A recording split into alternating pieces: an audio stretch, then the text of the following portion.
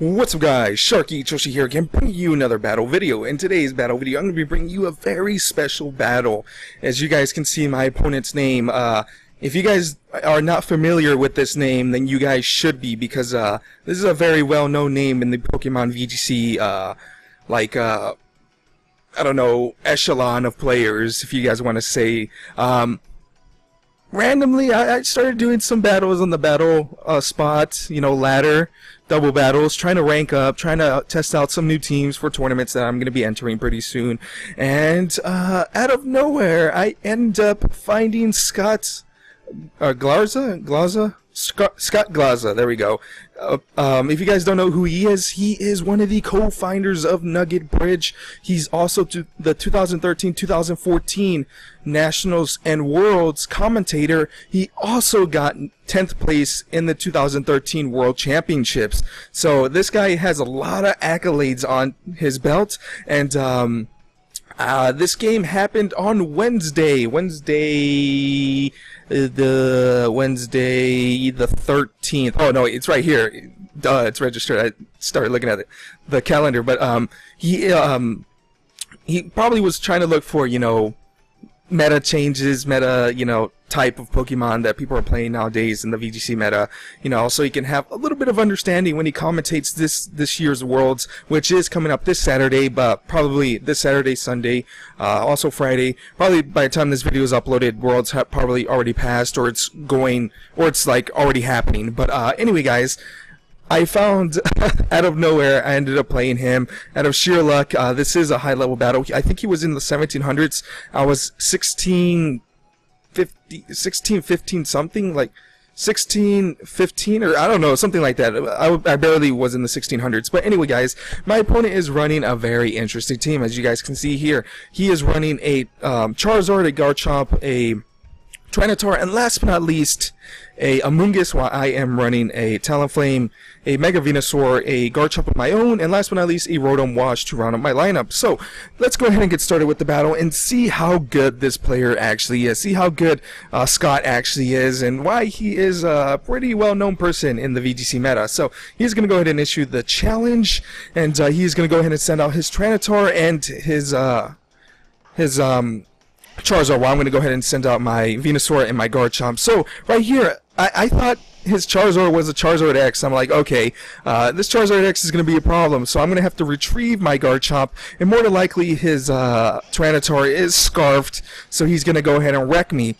But he ends up revealing that he is running 2 Weather-type Pokemon on his team, which really puzzled me, and you're going to find out why he does this, and why this is actually pretty common in the VGC meta. He's going to go ahead and go into his Charizard Y, and then I'm going to go ahead and go into my Mega Form. I did not expect him to go into Charizard Y, so right here I would have just easily kept my my boosts, but since I didn't know he was going to be Charizard Y, I end up going into the Mega Form. He goes for the Overheat. Luckily enough, he does miss, and I go for the Sludge Bomb. Right there, you guys did see that his Tyranitar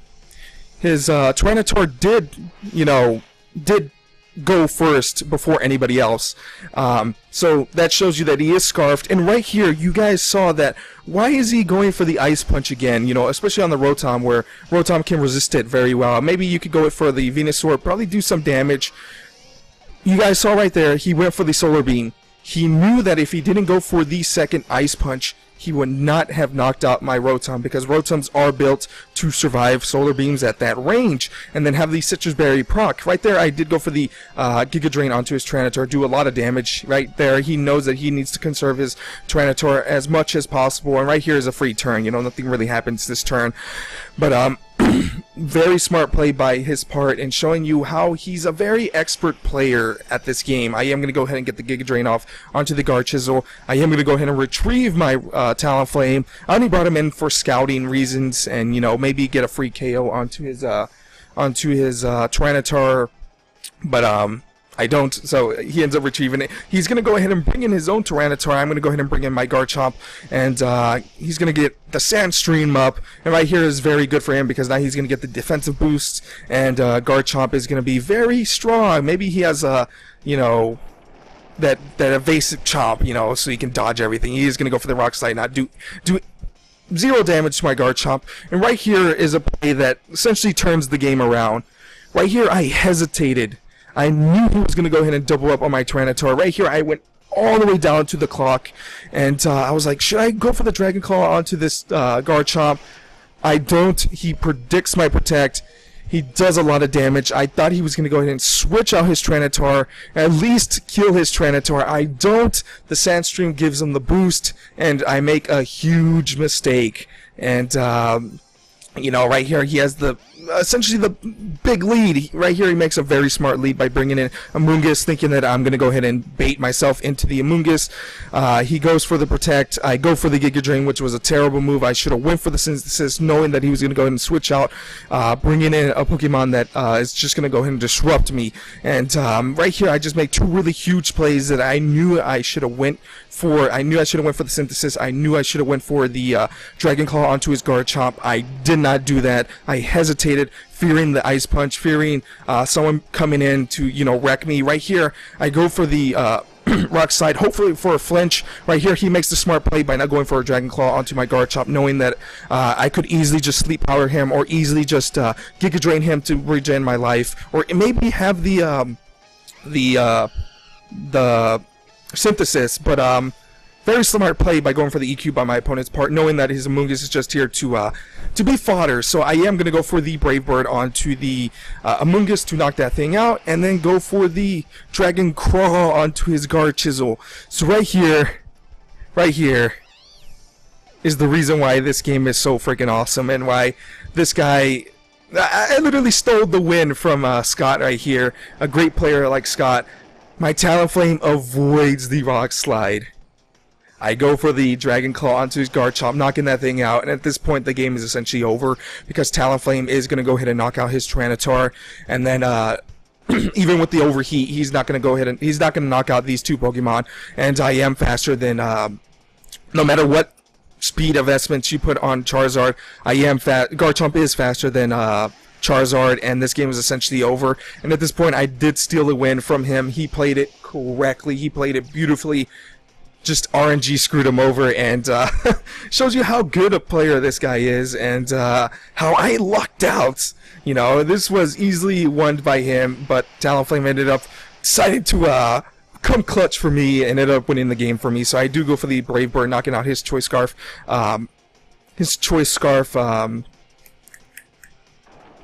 T-Tar, and then I go for the Rock Slide, knocking his Charizard out, and securing me the win. But he played it beautifully, he played it perfectly, he mind gamed the hell out of me, and because I made two turns in a row, I got intimidated by his mind games. I thought he was gonna go for a Dragon Claw onto my Garchomp, and then go for the Ice Beam. Go for the Dragon Claw onto my Venusaur, and then go for the Ice Beam onto my Garchomp, knowing that he was Choice Scarfed, and he ended up mind gaining me. If that makes any sense, and doubled up onto my Venusaur, knowing that I was going to go for a Protect, knowing that he had the Choice Scarf on his Tyranitar, and showing you how great of a player this guy is.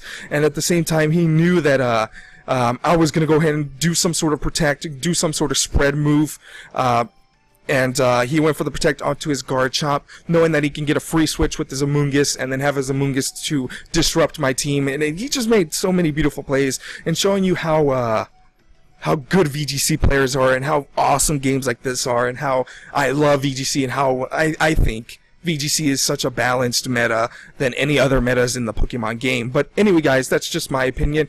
I hope you guys enjoyed this battle. Thank you, Scott. I did confirm it with him. I did send a tweet to him, personal message, to ask him if this was him. He did say it was, and I'm very happy that I played against a good player like him. You guys should go ahead and watch the Pokemon World Championships if you guys want to learn more about VGC. And until next time, guys, I'll see you guys later with more battle videos. Bye, guys.